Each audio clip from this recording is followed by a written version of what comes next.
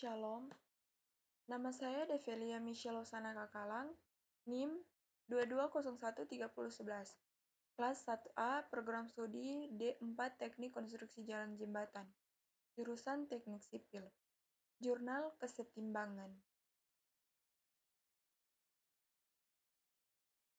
1. Latar belakang.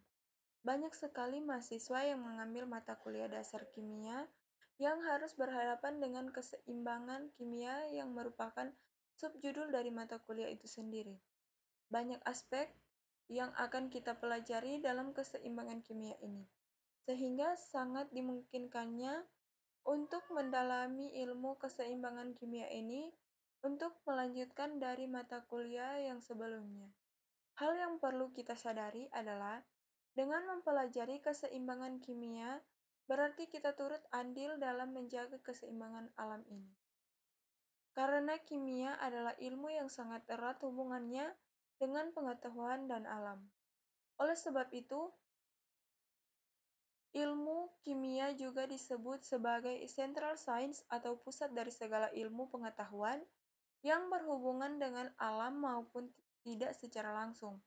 Konsep yang perlu dipahami dalam mempelajari kesetimbangan kimia ini adalah bahwa kesetimbangan kimia ini adalah reaksi bolak-balik yang mana memiliki laju yang sama. Oleh sebab itu, kesetimbangan kimia ini adalah bagian dari keseimbangan kimia dinamis karena yang memiliki laju hanyalah sesuatu yang bergerak, bukan statis. 2. Maksud dan tujuan. Mempelajari keseimbangan kimia ini tidak sulit, melainkan hanya harus memiliki ketelitian yang sangat tinggi. Oleh sebab itu, makalah ini dibuat agar kita mengerti masalah konsep atau prinsip dasar tentang keseimbangan kimia itu sendiri. Selain itu, tujuan dari makalah ini dibuat adalah untuk mahasiswa mengerti bagaimana menghitung kesetimbangan kimia dan mengetahui prinsip dasar kesetimbangan itu. A. Pengertian kesetimbangan. Kimia adalah keadaan saat kedua reaktan dan produk bertemu dalam konsentrasi yang tidak memiliki kecenderungan lebih lanjut untuk berubah seiring waktu. Secara umum, kesetimbangan dalam reaksi kimia dapat dibagi menjadi dua. Kesetimbangan kimia terdiri atas kesetimbangan statis dan kesetimbangan dinamis. Kesetimbangan statis terjadi ketika semua gaya yang bekerja pada objek bersifat seimbang, yaitu tidak ada gaya yang dihasilkan. Keseimbangan dinamis diperoleh ketika semua gaya yang bekerja pada objek bersifat seimbang, tetapi objeknya sendiri bergerak. B. Ciri-ciri kesetimbangan kimia. Reaksi berlangsungnya dua arah dan dalam ruang tertutup. Laju reaksi ke kiri dan ke kanan sama besar. Tidak terjadi perubahan makroskopis, tetapi perubahan terjadi secara mikroskopis. C. Jenis reaksi kesetimbangan kimia. Berdasarkan wujud zat-zat dalam keadaan setimbang, reaksi kesetimbangan kimia dibedakan menjadi dua, yaitu kesetimbangan homogen dan heterogen. Kesetimbangan homogen. Kesetimbangan homogen adalah kesetimbangan kimia yang di dalamnya terdapat satu wujud zat, seperti gas dan larutan. Kesetimbangan heterogen. Kesetimbangan heterogen adalah kesetimbangan kimia yang di dalamnya terdapat berbagai macam wujud zat, misalnya gas, padat, cair, dan larutan. D. Contoh kesetimbangan kimia. Adapun contoh, soal dan jawaban serta pembahasan dalam keseimbangan kimia antara lain 1. Hemoglobin dan oksigen. Dalam sistem pernapasan, manusia ternyata juga memiliki prinsip dari reaksi kesetimbangan. Pertama yaitu dalam hemoglobin dan oksigen. Seperti yang kita tahu, bahwa hemoglobin merupakan suatu zat pembawa sifat oksigen yang ada dalam darah. Hemoglobin ini adalah sesuatu kompleks protein dengan kandungan logam besi dan ligan porfirin.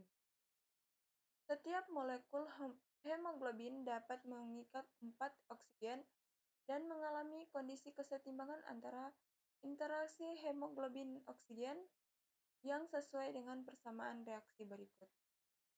Ketika kita berada di tempat dengan tekanan yang rendah, seperti di gunung atau daratan tinggi, maka akan menyebabkan pengikatan oksigen menjadi lebih lambat. Hal ini tentu sesuai dengan ciri reaksi kesetimbangan seperti prinsip Le-Chatterjee, di mana ketika tekanan rendah, maka reaksi akan cenderung bergeser ke arah yang jumlah molnya lebih banyak. Dalam hal ini, sisi kiri atau sisi reaktan memiliki jumlah mol lebih banyak, yakni 4 dibandingkan 1 pada sisi kanan atau produk. Akibatnya, reaksi cenderung akan memisahkan oksigen dan hemoglobin sehingga oksigen menjadi sulit untuk diikat hemoglobin. Hemoglobin dan karbon monoksida. Selain kesetimbangan hemoglobin dan dengan oksigen, ternyata terdapat juga kesetimbangan antara hemoglobin dengan karbon monoksida. Seperti yang kita tahu bahwa CO merupakan gas beracun yang dapat menyebabkan kematian bagi manusia. Hal itu dikarenakan hemoglobin memiliki kekuatan afinitas yang lebih besar terhadap gas CO dibandingkan gas O2. Oleh karena itu, jika dalam suatu sistem terdapat gas CO dan gas O2, maka hemoglobin akan lebih meningkat CO.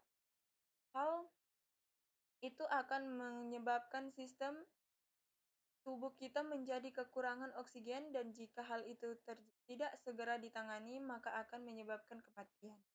Ketiga, produk kapur dari batu kapur. Selanjutnya adalah contoh dalam industri pembuatan kapur dengan bahan batu kapur.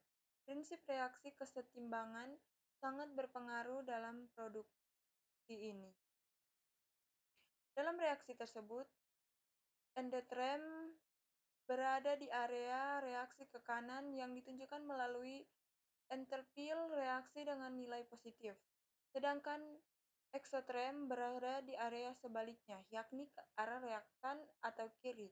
Ketika suhu dinaikkan, reaksi akan bergeser ke arah produk sehingga mempercepat jalannya reaksi. Selanjutnya, gas karbon dioksida yang terbentuk pada produk akan langsung dibuang sehingga hal itu tidak akan menambah konsentrasi dari produk. Kita tahu bahwa semakin tinggi konsentrasi maka reaksi akan bergerak ke arah sebalik. Keempat, proses fotosintesis. Seperti yang kita tahu, tumbuhan mendapatkan makanan dari proses fotosintesis. Fotosintesis pada tumbuhan hijau, proses pernapasan atau respirasi pada hewan dan manusia ternyata juga merupakan reaksi kesetimbangan. Reaksi kesetimbangan mengarah ke kanan merupakan reaksi fotosintesis. Saat kesetimbangan bergeser ke kanan reaksi, maka jumlah oksigen akan bertambah. Demikianlah hasil presentasi saya. Terima kasih.